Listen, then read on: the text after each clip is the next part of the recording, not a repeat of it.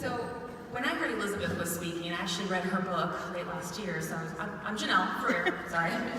I was really excited because this is a story that I've actually wanted to share with a large group of women for a long time. 11 and a half years ago, I married the most perfect man in the world for me, Lucas Ferrer. I had joked that we were on a 10-year plan for children because I wanted to travel and enjoy my marriage and not have crying babies around. By year 4, in 2010, we decided to start conceiving. And because nobody in my family ever had issues in this department, I never considered the possibility of being challenged with fertility. After 6 months of trying and no success, we started sharing with our family and later with friends for their support and prayers. Now, these are the things I heard over time, and they weren't very encouraging. If you just stop thinking about it, it's gonna happen. Have you gotten tested? Don't think about it, just have fun and enjoy the process. Well, I didn't even try and I just got pregnant without any problem. That's great. The more interesting ones were actually the how-tos. You know what I'm talking about. And the what to eat. Those are really fun. As a side note, when people have been married for some time and don't ask them when they're gonna start a family or get pregnant, let them volunteer that information. They could be going through challenges as well, and really having children doesn't equal completion. There are so many other encouraging things that we could be asking and discussing, but nonetheless, these are the questions and the advice I was getting. So I can tell you every possible way to conceive, and both naturally and medically. We did get tested at 2 different fertility centers to get those questions out of the way. The results were always the same. There was nothing wrong with us, and we were fine, but they suggested we can always try IUI or IVF. Well, for us, IVF was never an option, so we decided to continue waiting on God and praying for our miracle. We looked into adoption, because you know what everybody says. When you start the process, you end up pregnant because you stop worrying about it. Well, that didn't happen, and neither did adoption. We went on vacation, lots of them, because apparently when you go on vacation, you come back pregnant. So we went on a lot of vacations, and still no baby. My sister did, though, on a vacation that we all went on together. That was great. Psalm 127, 3-5, it says, "Sons are a heritage of the Lord, children a reward from him. Like arrows in the hands of a warrior are children born in one's youth. Blessed is the man whose quiver is full of them." We prayed for our arrows every single day. We still do. For my birthday last year, Lucas bought me this little arrow bracelet to remember our prayer, which is never far from our hearts or mind.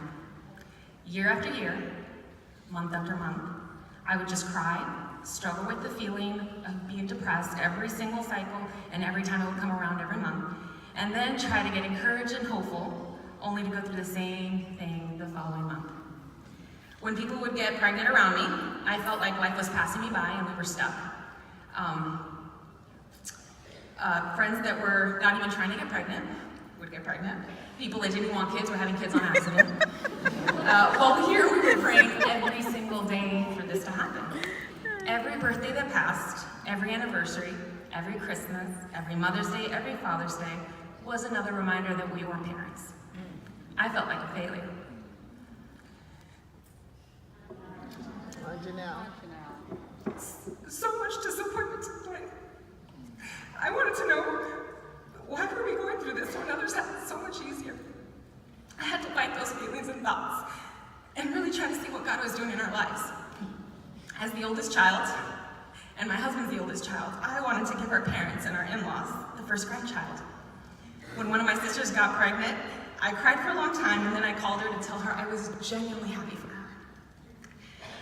Then I was praying that we would be pregnant at the same time, because that would have been exciting. That baby is almost 2 years old now. When my other younger sister got pregnant, I was in a lot of emotional pain. And I couldn't speak to her for a couple days because of the hurt that I felt that was not her fault at all. Once I prayed through it, I called her, genuinely excited for the birth of another baby in the family. That baby's turning 1 in May. I had to acknowledge the fact that our child would not be the first, or the second, or even the third in our family. Though I may have felt jealous at times or hurt, I had to fight those feelings to make sure that I would rejoice with them and keep joy in the midst of waiting. I never missed a family member or a friend's baby shower. I always celebrated with them because no matter how hard it may have been emotionally, it was their turn, and I hoped it would one day be mine. January 2017, I stopped. Everything. My focus was on Psalm 37, 3-7, which is worth reading. It says, trust in the Lord and do good. Dwell in the land and enjoy safe pasture. Delight in the Lord and he will give you the desires of your heart. Commit your way to the Lord, trust in him, and he will do this. He will make your righteousness shine like the dawn, the justice of your cause like the noonday sun. Be still before the Lord and wait patiently for him. Do not fret when men succeed in their ways, when they carry out their wicked schemes. I needed to trust, I needed to delight in the Lord and just take great pleasure in him. And I needed to be still. 2017 was a year of surrender and living content. Living and not just waiting.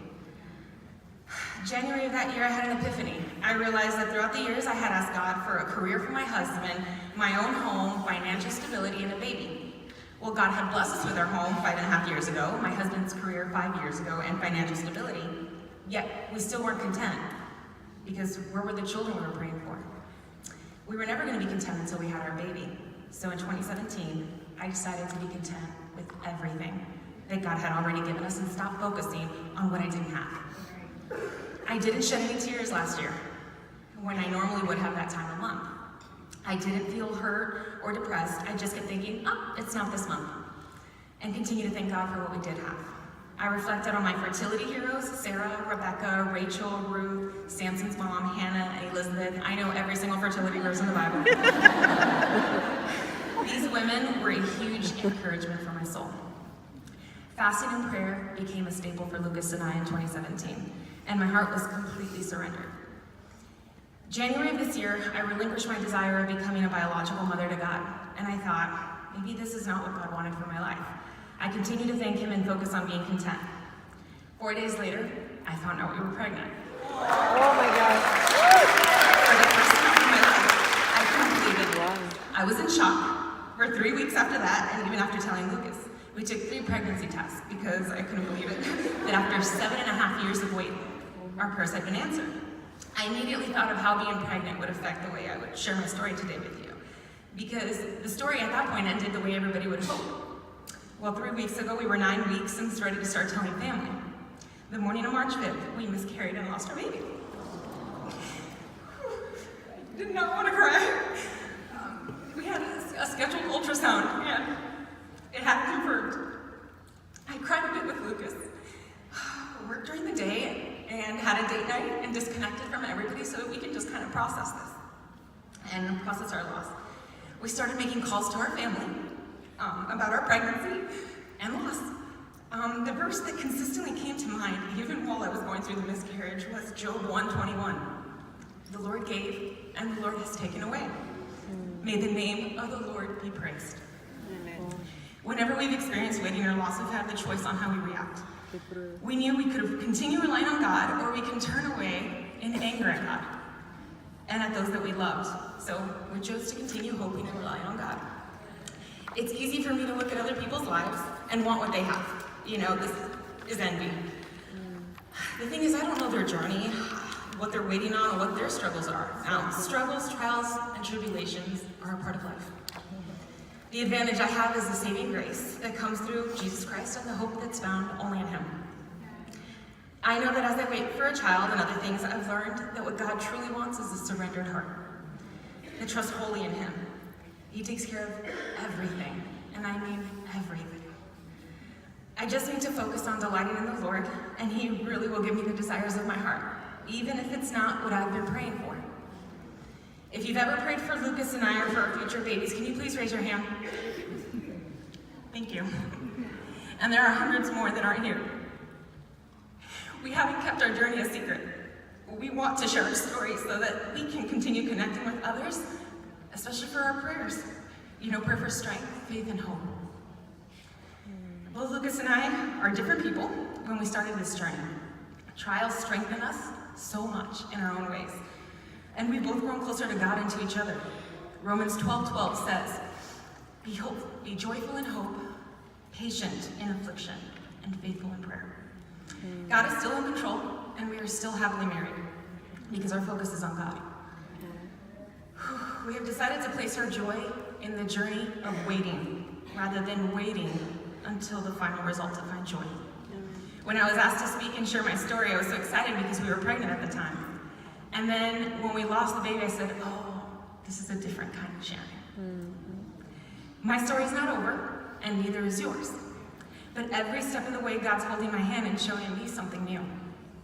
I remember daily to be joyful as I hope for whatever it is I long for, to be patient during the suffering or pain I may feel, and faithful as I continue praying and waiting, remembering always that God desires surrender.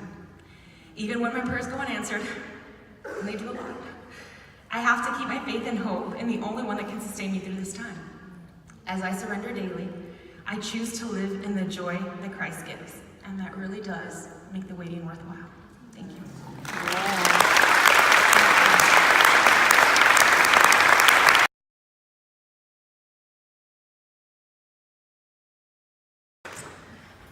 So as we prepare for communion, I wanted to share a few things with you. By a show of hands, how many of you guys were here last year? Awesome. So many of you guys heard my story last year. And for those that didn't, I'll just give you a quick synopsis. So last year, I shared that my husband and I had been trying for 7.5 years to conceive. And it was really exciting for us because when I was asked to speak here last year, I became pregnant. And we were so excited. 2 weeks before Women's Day, we had our miscarriage. So I shared that with everybody during last year's Women's Day. And this year makes almost 9 years of waiting. Many times I felt ashamed, like something was wrong because I wasn't popping out babies. I had to stop and really reflect on Jesus. He's the one who brings us hope, joy, and offers us grace through the cross. As you heard in these 3 amazing testimonies, there's a thread of redemption. And that's through their pain, their suffering, and their shame. In Hebrews 12:2, it tells us to fix our eyes on Jesus, the author and perfecter of our faith, who for the joy set before him endured the cross, scorning its shame, and sat down at the right hand of the throne of God. He scorned the shame of the cross. That means he held it in contempt and disdain. He didn't want that to be shameful. And he doesn't want us to give in to the shame that can cloud our minds. Like it says in Hebrews 4:16, he wants us to approach the throne of grace with confidence, that we may receive mercy and find grace to help us in our time of need. I could have given into the shame and the lies that I heard so often in my head. Many are embarrassing, but I'll share 2. One was, I'm failing my husband because I'm not giving him children, his legacy. I'm an utter failure. Another one that happened a lot was, what if he had married someone else? They could have given that to him and he would have been satisfied. So maybe I'm not good enough. You know, infertility is seen and felt as a failure despite people's good intentions. You know, it's seen as a disgrace, and it's noted in the Bible as that. If you haven't been there, it's really hard to understand that shame, but it was real. You know, it was a real shame, but it was a real lie. I had to surrender that at the foot of the cross, where there is healing and redemption, new life and joy, true joy. 1 year ago, I spoke of a life lost in my miscarriage and how devastating that was. But as you heard, God makes all things new.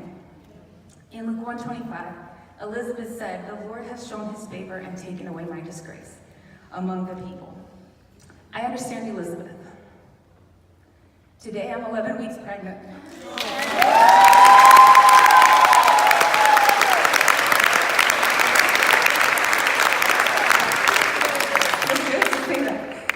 And 2 weeks ago, we heard his heartbeat. I'm saying it's a he. I don't know if it's a girl or a boy, but it was the most amazing sound in the world. That's the power of the cross. That's the power of our God. I want us to reflect on the body and the blood that was sacrificed for us, for our freedom from guilt and shame through Christ. Let's go to God in prayer.